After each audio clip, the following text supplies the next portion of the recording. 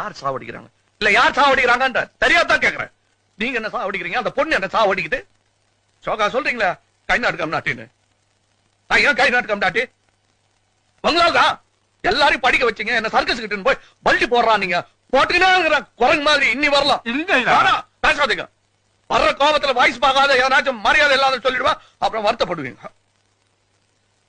என்ன குறைச்சல்? நீ ராஜா, ஒரு குறைச்சலும் இல்ல.